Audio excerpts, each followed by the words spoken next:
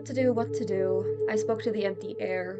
No one was around to hear, only me sitting on top of the monkey bars of a small playground. I wasn't sure how long had passed, but I knew no one was coming for me at this point. The hum of crickets took over the air, playing their orchestra in the field. Rarely did cars pass on the nearby road. The sky crept in with the setting sun. Lights slowly turned on inside nearby houses and from the spotlights around the field. Disrupting the peace, my phone buzzed inside the pocket of the backpack I managed to pack before I left. Out of habit, I reached in, pulled it out, then read the notifications that proceeded to flood onto the screen. Messages of anger, disdain, ignorance. No, thank you, sir.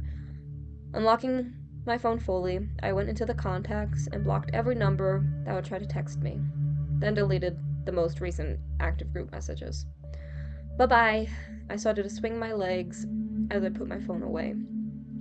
That still leaves the question of what to do, though. Are you looking for someplace to go?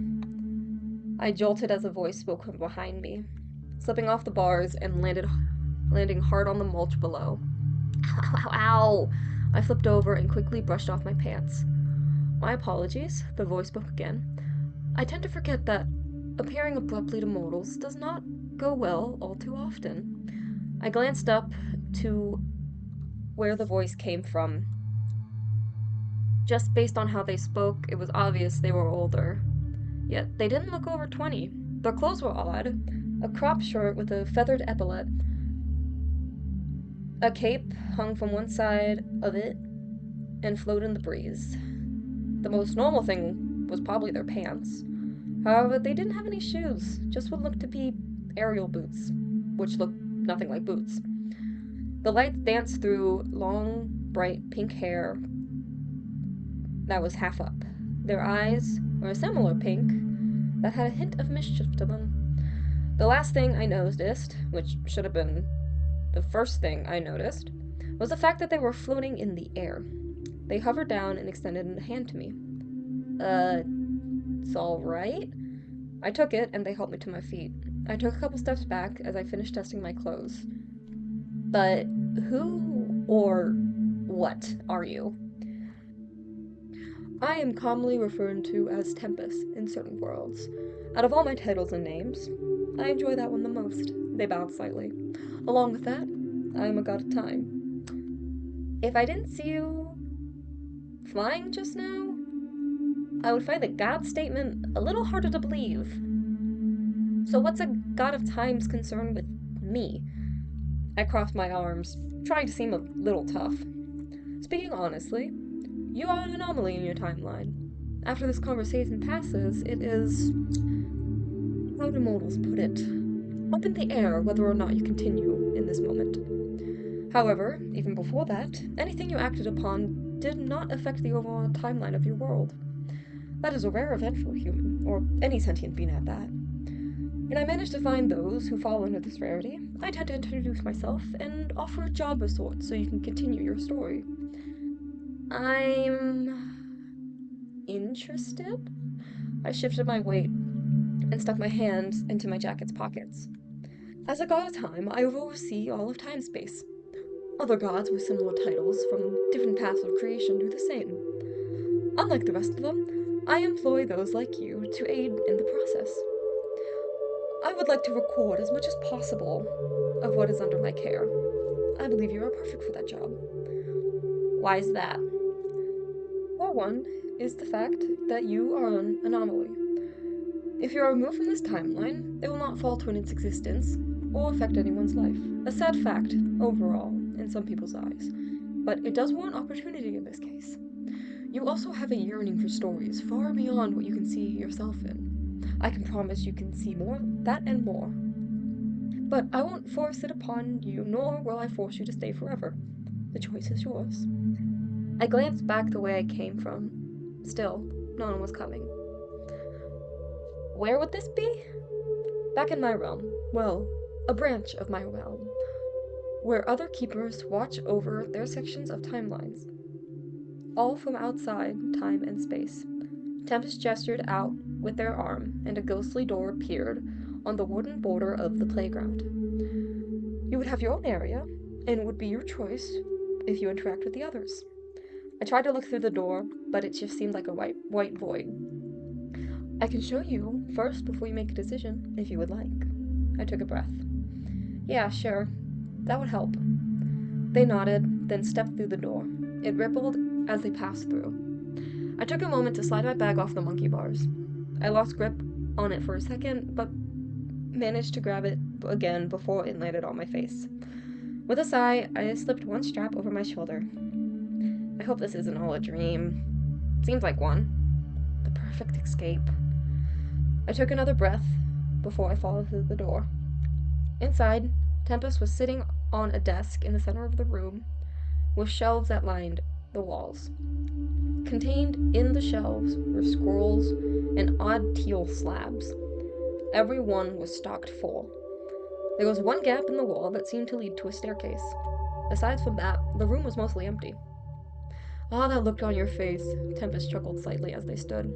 Every mortal I brought has that same look to begin with, although you are definitely the quickest one to have followed me through the door. Well, not to offend, but with everything being sudden and sounding a little crazy, this is a little underwhelming in my opinion. Noted. You are the first to say something like that. I will attempt to change the basic look of this place for the future then. But this would be your space. Anything you can think of can be made to fill this space. Furniture, clothes, or food, to name a few things. If you ever want to go home, just go back through that door while thinking of home. They pointed behind me. A regular wooden door was there, but above it was a majestic stained glass window.